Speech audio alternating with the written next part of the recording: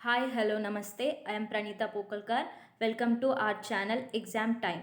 So ఇవాళ మనం భారతీయ విశ్వవిద్యాలయాల కమిషన్ 1902 అండ్ 1904 గురించి డిస్కస్ చేయబోతున్నాం. మన ఈ ఛానల్ డిఎస్సికి సంబంధించిన కంటెంట్ని మీకు అందిస్తుంది. ఈ ఛానల్ మీకు ఏ విధంగా సహాయపడినా హెల్ప్ఫుల్ అయినా లైక్ చేయండి, సబ్స్క్రైబ్ చేయండి అండ్ మీ వ్యూస్ని కామెంట్ చేయండి.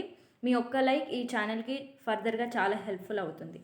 సో ఇవాళ మనం డిస్కస్ చేసుకునే పోయే టాపిక్ ఏంటిది అని అంటే ఇండియన్ యూనివర్సిటీస్ కమిషన్ 1902. సో దీనికంటే ముందుగా మనం ఒక కమిటీ గురించి చర్చించుకోవాలి. అదేంటిది అని అంటే సో మనకి 1882 హంటర్ కమిషన్ అయిపోయిన తర్వాత మనకి 1887లో పాఠ్యపుస్తకాల పరిశీలన కమిటీ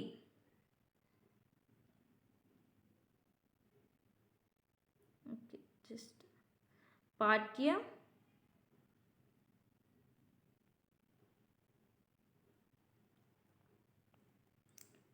పరిశీలన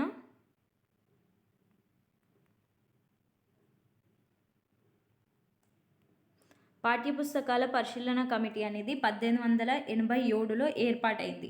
సో ఈ భారతదేశ పాఠశాలలో వాడుతున్న స్కూల్ బుక్స్ వాటిని పరిశీలించడానికి 1887 కమిటీ అనేది ఒకటి నియమించబడింది. దీని గురించి ఉన్న మెయిన్ పాయింట్స్ ఏంటిది అని అంటే ఇది డిఫరెంట్ స్కూల్లో ఉన్న టెక్స్ట్ బుక్స్ని చూడడం, వాటి లెవెల్ ఏంటిది ఉంది, ఏమేమి ఉన్నాయి, ఏమేమి అంశాలు పొందుపరిచాయి, వాటి మూల్యాంకనం ఏంటిది, వీటన్నిటి గురించి క్షుణ్ణంగా పరిశీలించిన ఫస్ట్ కమిషన్ 1887 పాఠ్యపుస్తకాల పరిశీలన కమిటీ. సో అన్ని పాఠ్యాంశాలను గురించి వాళ్ళ ఒపీనియన్స్ తెలుసుకుంది. ఏ పాఠ్యాంశాన్ని ఎందుకు పెట్టారు, ఏంటిది దీని వెనుక ఏంటిది అని చెప్పేసి వాటి గురించి వాళ్ళ ఒపీనియన్ కోరిండ్రు. అండ్ ప్రాంతీయ పాఠ్యపుస్తకాల కమిటీల రిపోర్ట్లను వీళ్ళందరూ తనిఖీ చేసిండ్రు. ఈ కమిటీ వాళ్ళు తనిఖీ చేసిండ్రు. అండ్ పాఠ్యపుస్తకాల తయారీ కానీ, మూల్యాంకనం కానీ, వాటిని ఎలా ప్రొడక్షన్ కోసం ఉత్పాదన కానీ, వీటి పద్ధతులను ఎలా అవలంబించాలి, ఏ పద్ధతులను వాడాలి అని చెప్పేసి దాన్ని 1887 పాఠ్యపుస్తకాల పరిశీలన కమిటీ అనేది చెప్పింది. సో మొత్తంగా ప్రాంతీయ పాఠ్యపుస్తకాల కమిటీ రిపోర్టులను కూడా ఇది అధ్యయనం చేసింది. ప్రాంతీయ అంటే రూరల్ ఏరియాస్కి, సో వాళ్ళ పాఠ్యపుస్తకాలు అండ్ అర్బన్ ఏరియాస్ పాఠ్యపుస్తకాలు, ఇది హోల్ ఇండియాలో ఉన్న ప్రతి ఒక్క పాఠ్యపుస్తకాల గురించి, వాటి మూల్యాంకన విధానం గురించి అండ్ ప్రొడక్షన్కి ఏదైతే మెథడ్స్ ఉంటాయో వీటన్నింటినీ సిఫార్సు చేసిన మొట్టమొదటి కమిషన్ 1887 కమిషన్. సో వీటి గురించి క్లియర్గా బుక్స్ గురించి, స్కూల్ టెక్స్ట్ బుక్స్ గురించి, వాటి పాఠ్య ప్రణాళికల గురించి, పాఠ్యాంశాల గురించి చర్చించిన కమిషన్ ఇది. సో దాంతో ఒక్క నిమిషం. సో మనం నెక్స్ట్ చెప్పుకోబోయేది భారతీయ విశ్వవిద్యాలయాల కమిషన్ 1902. సో ఫస్ట్ మనకు భారతీయ విశ్వవిద్యాలయ కమిషన్ 1902 వచ్చింది. దాని తర్వాత భారతీయ విశ్వవిద్యాలయాల చట్టం 1904 వచ్చింది. So first Indian university commission 1902, Indian university act 1904. So ఈ రెండు అనేవి మనకు రావడం జరిగింది. సో ఇండియన్ యూనివర్సిటీ యాక్ట్ 1902, భారతీయ విశ్వవిద్యాలయాల చట్టం కమిషన్ 1902, యాక్ట్ కాదు, కమిషన్ అన్నట్టు, కమిషన్. సో మనము ఫస్ట్గా ఈ పీరియడ్లో చెప్పుకోవాల్సింది ఏంటిది అని అంటే లార్డ్ కర్జన్ అనే అతను జనరల్గా ఉండే అతను. ఈ lord Curzon, governor general lord Curzon అనే అతను నియమించబడ్డారు. అయితే మనకి ఏమైంది, 1897 to 1902 వరకు నిశ్శబ్ద కాలం, silent period or dark period అని చెప్పుకోబడ్డారు. ఎందుకనంటే ఆ టైంలో చాలా కరువు వచ్చింది, ప్లేగు వ్యాధి వ్యాపించింది. సో అందరూ ఇల్లు అయ్యారు. దానివల్ల అభివృద్ధి అనేది ఎక్కువగా ఆ పీరియడ్లో జరగలేదు. అందుకని చెప్పేసి దాన్ని మనం డార్క్ పీరియడ్, సైలెంట్ పీరియడ్ అని అంటాం. సో మరణాల సంఖ్య ఎక్కువ అవడం, విద్యార్థులు స్కూళ్ళకు రాకపోవడం, మన టైంలో కరోనా ఎలాగో ఆ టైంలో మనం ఈ ప్లేగు అనేది అలాగనుకోవచ్చు. సో ఆ టైంలో ఎవరు స్కూల్స్కి పోకపోవడం వల్ల 1897 నుంచి 1902 వరకు మనకి నిశ్శబ్ద కాలం, డార్క్ ఆర్ సైలెంట్ పీరియడ్గా మనకి చెప్పబడ్డది. దాని తర్వాత నెక్స్ట్ ఏమైంది, ఈ లార్డ్ కర్జన్ అనే ఇతను 6 ఇయర్స్ మొత్తము ఆసియా అంతా తిరిగి ఆసియాకి ఏమేమి కావాలి, ఇప్పుడు ఇండియాకి ఎలాంటి మార్పులు కావాలి అనే దాని గురించి పరిశీలించి ఒక విశ్వవిద్యాలయాల కమిషన్ అనేది మనకి ఏర్పాటు చేయడం జరిగింది. ఎప్పుడు 1902లో. సో ఇతను ఏమని చెప్పిండు, వీటి మెయిన్ ఏమేంటిది, విశ్వవిద్యాలయాలను పునర్వ్యవస్థీకరించడం, ఏవైతే ఉన్న విశ్వవిద్యాలయాలనే రీఫార్మ్ చేయాలి, to reform the existing universities. And ఇంకో మెయిన్ పాయింట్ ఏం చెప్పిండు అని అంటే, ఈ యూనివర్సిటీస్లో not only knowledge, not only education, character building places లాగా ఈ యూనివర్సిటీస్ ఉండాలి. ఓన్లీ విద్య జ్ఞానానికి మాత్రమే కాకుండా మనం నేర్చుకోవడానికి, మన క్యారెక్టర్ని బిల్డ్ చేసుకోవడానికి అట్లాంటివి ఉండాలి అని చెప్పిన వారెవరు అని అంటే లార్డ్ కర్జన్. సో అందుకు వీలుగా విశ్వవిద్యాలయాలు ఉండాలి, అట్లాంటివి మనం ఏర్పాటు చేయాలి అని చెప్పేసి లార్డ్ కర్జన్ చెప్పిండు. అండ్ లార్డ్ కర్జన్ ఇంకోటి ఏం చెప్పిండు అని అంటే, సెనెట్ అండ్ సిండికేట్ సంస్థలు, ఇది నెక్స్ట్ పాయింట్ వస్తుంది, నేను అప్పుడు చెప్తాను. So no need to establish new and to reform exist, ఏది న్యూ ఎస్టాబ్లిష్ చేయాల్సిన అవసరం లేదు, ఉన్న వాటినే రీఫార్మ్ చేసి వాటిని క్యారెక్టర్ బిల్డింగ్ ప్లేసెస్ లాగా చెయ్యాలి అని చెప్పడం జరిగింది. దాని తర్వాత separate education department from foreign affairs so దీన్ని ఏం చేసిండ్రు అంటే, ముందు ఎడ్యుకేషన్ అనేది ఫారిన్ అఫైర్స్ విదేశాంగ శాఖలో ఉండేది. విదేశాంగ శాఖలో ముందు మనకి ఎడ్యుకేషన్ డిపార్ట్మెంట్ అనేది ఉండేది, కానీ దాని తర్వాత అది ఎడ్యుకేషన్ డిపార్ట్మెంట్ అనేది విదేశాంగ శాఖ నుంచి వేరు చేయబడి సెపరేట్ విద్యాశాఖగా, సపరేట్ డిపార్ట్మెంట్గా ఎస్టాబ్లిష్ చేయడం జరిగింది. సో మనకి ఇక్కడ ఏం జరిగింది, to separate education department from foreign affairs department established in independent branch. So it established as a independent branch. ఈ మన విద్యాశాఖ అనేది ఎడ్యుకేషన్ డిపార్ట్మెంట్ అనేది సెపరేట్ బ్రాంచ్గా ఎస్టాబ్లిష్ అవ్వడం జరిగింది. And to organise senate and syndicate అనేవి 2 బోర్డ్స్. సో సెనేట్ అనేది higher board, ఇది అన్నిటిని చూసుకుంటుంది, అన్ని విద్యా సంస్థలని ఏమేం చేస్తుండ్రు, వారికి ఏం కావాలి, వీటన్నిటిని సెనేట్ చూసుకుంటుంది. సిండికేట్ ఏం చేస్తుంది, వాటిని ఇంప్లిమెంట్ చేస్తుంది. సో ఏ రకంగా సిండికేట్ ఇంప్లిమెంట్ చేస్తుంది అనేది కూడా సెనేట్ అనేది చూసుకుంటుంది. ఇవన్నీ అవన్నిటిని ప్రాసెస్ని చెక్ చేసే బాడీస్ అన్నట్టు. సెనేట్ అనేది ఆ పెద్ద బాడీ, దీని కింద అండరే ఆ విశ్వవిద్యాలయాలు, యూనివర్సిటీస్ అవన్నీ ఉంటాయి. దీనికి చట్టాలు అవన్నీ రూపొందించడం సెనేట్ బాధ్యత. దీని కింద సిండికేట్ ఇవన్నిటిని ఇంప్లిమెంట్ చేస్తుంది. అండ్ సిండికేట్ ఎలా ఇంప్లిమెంట్ చేస్తుంది అని చూసుకునే బాధ్యత కూడా సెనేట్దే. సో ఇది నెక్స్ట్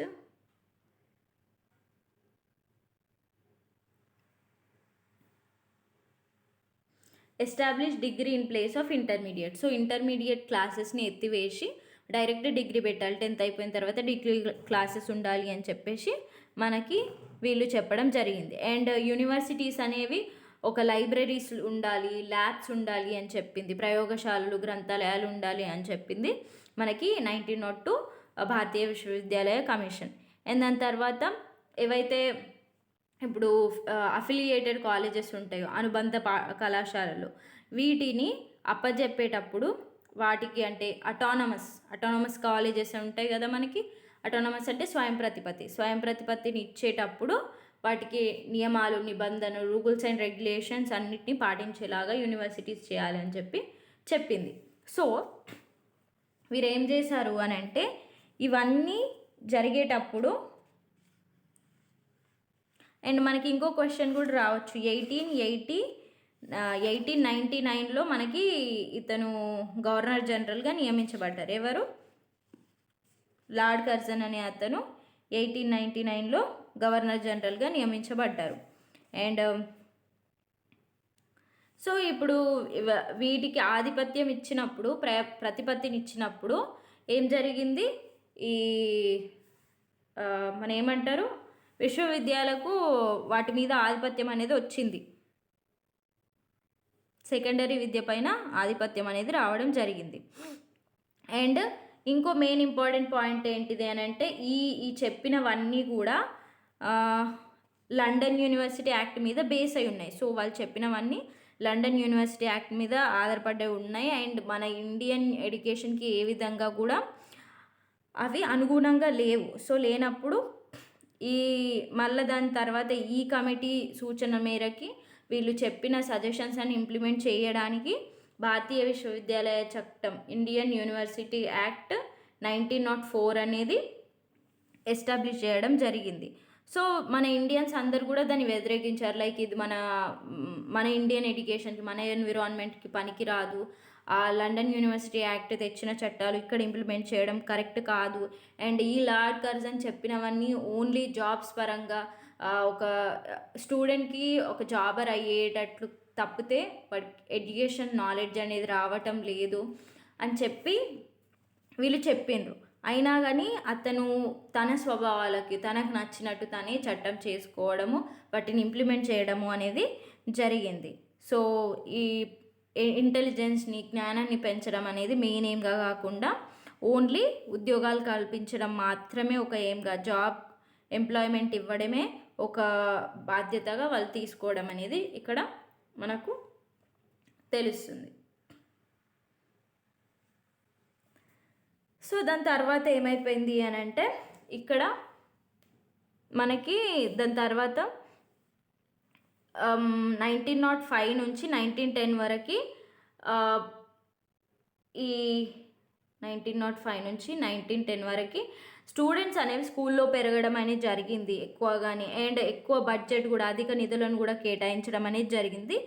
అంటే లార్డ్ కర్జన్ కాలంలో ఓన్లీ ఎంప్లాయ్మెంట్ దీనికే ఫోకస్ చేసినా కానీ స్టిల్ ఎడ్యుకేషన్ వైజ్గానైతే స్కూల్లో స్టూడెంట్స్ అనేది వాళ్ళ ఎన్రోల్మెంట్ అనేది ఎక్కువైంది. అండ్ ప్రైమరీ ఎడ్యుకేషన్, ప్రాథమిక విద్య అనేది చాలా వ్యాప్తి చెందింది అని చెప్పుకోవచ్చు. అతను ఇది కూడా చెప్పిండు ఏంటిది అని అంటే 10 మంది మగవాళ్ళలో ఒక్కరు మాత్రమే విద్యావంతులైనరు అండ్ 1000 మంది స్త్రీలలో ఒక్కరు మాత్రమే విద్యావంతులుగా, అక్షరాస్యులుగా ఉన్నారని చెప్పేసి వీళ్ళు చెప్పడం అనేది జరిగింది. అందుకని మనం విద్య వ్యాప్తి చేయాలి అని చెప్పేసి కూడా చెప్పింది. అండ్ ఫస్ట్ మనకి ఏం చెప్పిండ్రు అని అంటే వాళ్ళు ఈ కమిషన్ వాళ్ళు ఏం చెప్పిండ్రు, విద్యా విస్తరణకు ప్రాముఖ్యం ఇవ్వకుండా విద్యా ప్రమాణాలను పెంచాలి, అంటే ఎడ్యుకేషన్ ఇంప్లిమెంట్ అనేది కాదు, ఎడ్యుకేషన్ స్టాండర్డ్స్ని పెంచాలి అని అన్నారు. కానీ గోపాలకృష్ణ గోఖలే అనే అతను ఏం చెప్పిండు, విద్యా విస్తరణ అనేది ముఖ్యం, విద్యను విస్తరించండి, దాని తర్వాత దానికదే స్టాండర్డ్స్ని పెంచుకోవచ్చు అని చెప్పింది మనకి గోపాలకృష్ణ గోఖలే. సో ఇక్కడ నెక్స్ట్ పాయింట్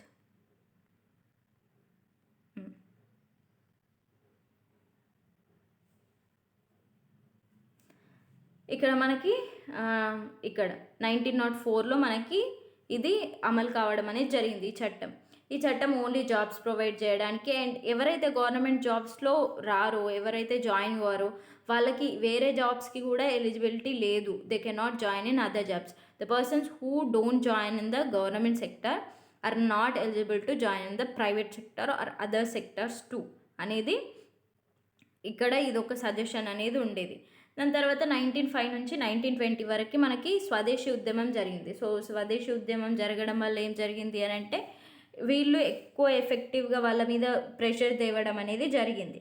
సో ఉద్యమాలు అనేది రావడం చాలా జరిగింది. సో అప్పుడు ఏమన్నారు, జాపనీస్ ఎడ్యుకేషన్ అనేది మన ఇండియాలో రావాలి అని చెప్పి చాలా అభిప్రాయాలు అనేవి వచ్చినాయి. సో విదేశీ వస్తు బహిష్కరణ ఇట్లాంటివన్నీ జరిగినాయి కదా. అప్పుడే జాతీయ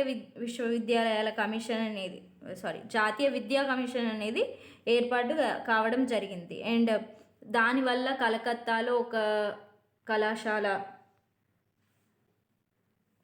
ఏర్పాటయింది, ఒక సాంకేతిక కళాశాల ఏర్పాటైంది. దాని తర్వాత ఇండియన్ లాంగ్వేజెస్ బోధనా మాధ్యమాలుగా ఏర్పాటు కావడం జరిగింది.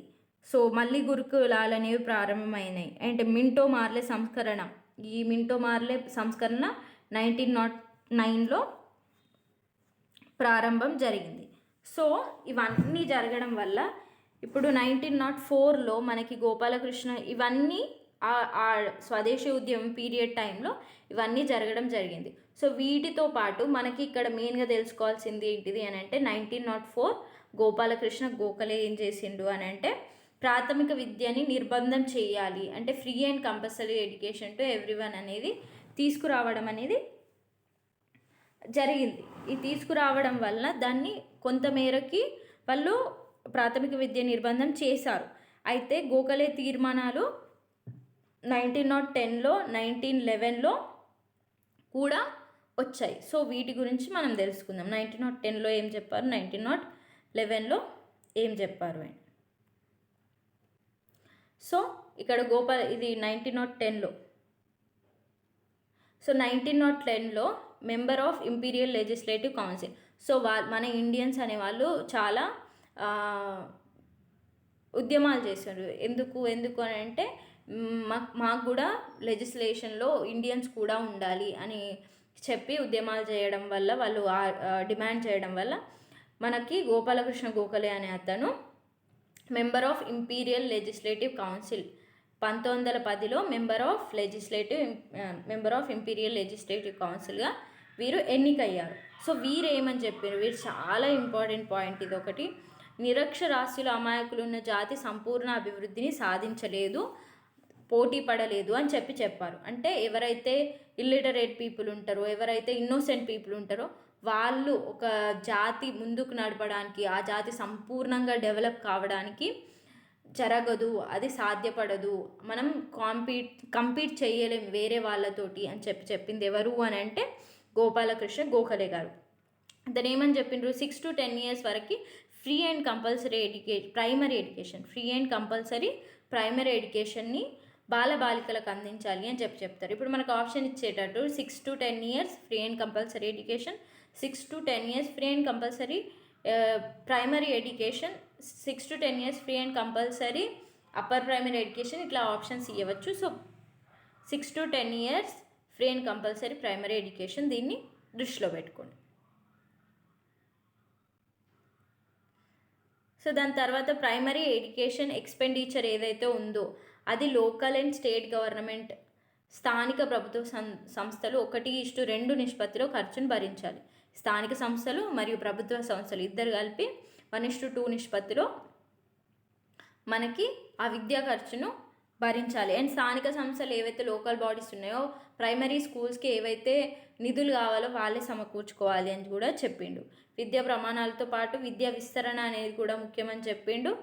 అండ్ ఇంకో ఇంపార్టెంట్ పాయింట్ ఇతను ఏం చెప్పిండు గోపాలకృష్ణ గోఖలే అని అంటే, ఇప్పుడు నేను ఇది ప్రవేశపెడుతున్న ఈ బిల్లు వీగిపోతుందని నాకు తెలుసు, దీనివల్ల నేను నిస్పృహ చెందను, ఈరోజు తోసిపుచ్చిన మసాయిదా మళ్ళీ తిరిగి వస్తుంది అని చెప్పేసి ఆనాడు ఆ లెజిస్లేటివ్ కౌన్సిల్లో ఇతను చెప్పాడు. అండ్ ఇతను ఇంకోటి ఏమని చెప్పాడు, ఈ పిల్లలకి వీళ్ళకి ఒక కార్యదర్శిని కూడా నియమించాలి. 6 to 10 yearsకి ఒక ప్రాథమిక విద్యకు ఒక శాఖను ఏర్పాటు చేయాలి, ఆ శాఖకు ఒక కార్యదర్శి అని అతన్ని నియమించాలి అని చెప్పిండు. దాని తర్వాత నెక్స్ట్ టైము 1911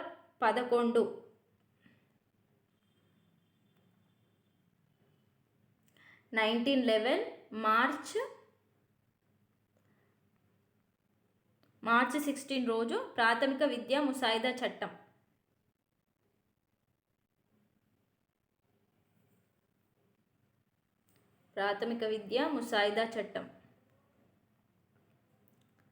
చట్టం అనేది మళ్ళీ రావడం జరిగింది.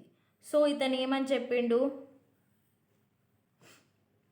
అప్పుడు వచ్చిన దాంట్లో స్థానిక సంస్థలు ఏం చేయాలి, ఆర్థిక వనరులు వాళ్ళే సమకూర్చుకోవాలి, ఏవైతే ఈ ప్రాథమిక ఎడ్యుకేషన్కి ప్రైమరీ ఎడ్యుకేషన్కి కావాల్సిన ఆర్థిక వనరులు వాళ్ళే సమకూర్చుకోవాలి. దానికోసం సెస్సు అని అంటే నథింగ్ బట్ పన్ను, ట్యాక్స్, ఎడ్యుకేషన్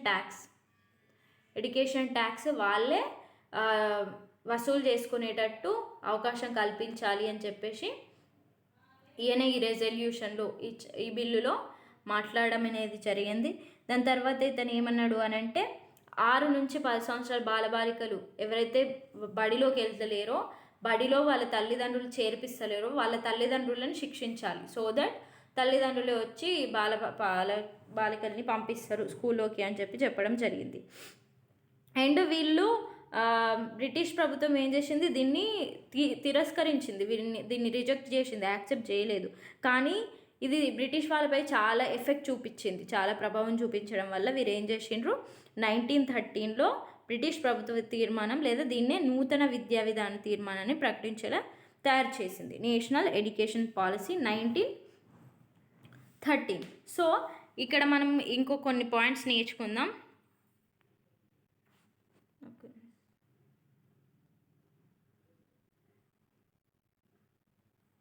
సో దీని తర్వాత ఏమైంది అని అంటే గోఖలే గారు, గోపాలకృష్ణ గోఖలే గారు ప్రవేశపెట్టిన వాటన్నింటికి కొనసాగింపుగా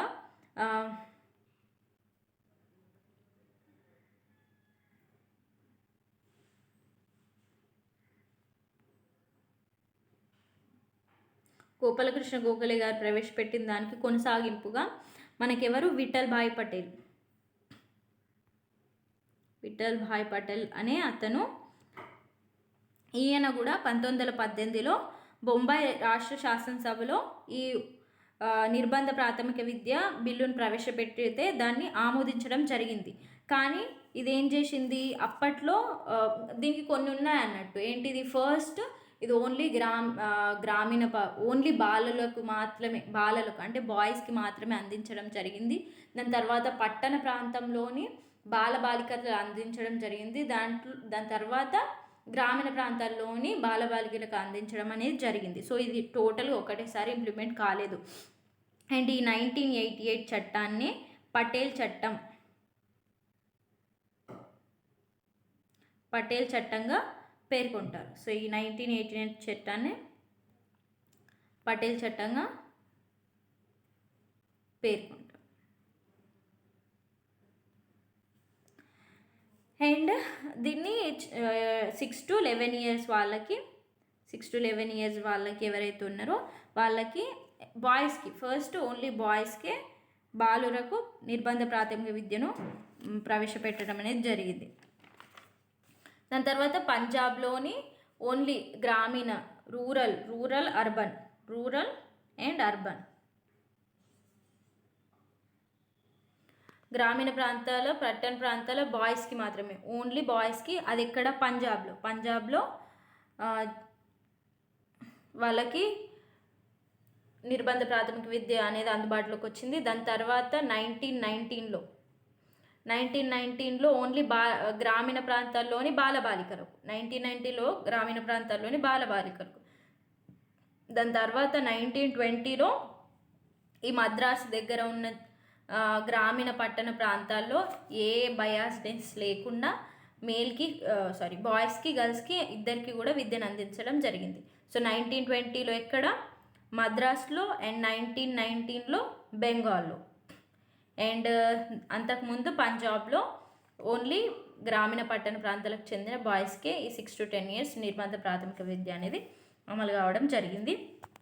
అండ్ ఇంకో చిన్న టాపిక్ అది చెప్పేస్తే మనకి ఈ 1913లో జరిగినవి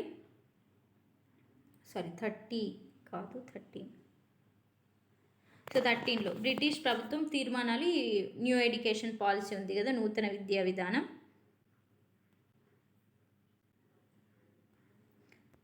పాలసీ. సో ఈ నూతన విద్యా విధానాన్ని 1913 చట్టంగా పేర్కొంటారు. సో దీంట్లో తీర్మానాలు ఏంటిది, పూర్వ ప్రాథమిక పాఠశాలను విస్తరించాలి, అంటే ప్రీ ప్రైమరీ స్కూల్స్ని ఎక్కువగా విస్తరించాలి, అంటే ఎస్టాబ్లిష్ చేయాలి ఎక్కువగా. దాని తర్వాత అట్లా చేయడం వల్ల ఎక్కువ మందికి ఎడ్యుకేషన్ అనేది అందించడం అనేది జరుగుతుంది. అండ్ ఇది అప్పర్ ప్రైమరీ స్కూల్స్ని ఏర్పాటు చేయాలి, ఎక్కడెక్కడైతే అవసరం ఉందో అక్కడక్కడ స్కూల్స్ని, అప్పర్ ప్రైమరీ ప్రాథమిక ఉన్నత పాఠశాలల్ని ఏర్పాటు చేయాలి. దాని తర్వాత స్థానిక విద్యా సంస్థలని ఆ పాఠశాలలో మక్తబ్లను వాటి అధికార పరిధిలోకి చేర్చాలి. ఓకేనా, స్థానిక విద్యా బోర్డులను ఏర్పాటు చేసి పాఠశాలలు మక్తబ్లను వాటి పరిధిలోకి చేర్చాలి. Local education boards. Local education బోర్డ్స్ని ఏర్పాటు చేసి ఈ మక్తాబ్లు కానీ ఈ స్కూల్స్ కానీ వాటి కింద ఉండేలాగా చూడాలి అని చెప్పేసి. అండ్ గ్రామీణ పట్టణ ప్రాంతాలకి, ఈ గ్రామీణ ప్రాంతాల్లోనైనా పట్టణ ప్రాంతాల్లోనైనా వేర్వేరు ప్రణాళికలు ఉండాలి. ఎందుకంటే వాళ్ళ అవసరాలు వేరే. గ్రామీణ ప్రాంతంలోని పిల్లలు ఒకలాగా జీవన విధానం ఉంటుంది, అండ్ ఏంటిది పట్టణ ప్రాంతంలో ఒకలాగా ఉంటుంది. సో గ్రామీణ పట్టణ ప్రాంతాల్లో వేర్వేరు పాఠ్యాంశాలు, ప్రణాళికలు, విద్యా ప్రణాళికలు అన్నారు.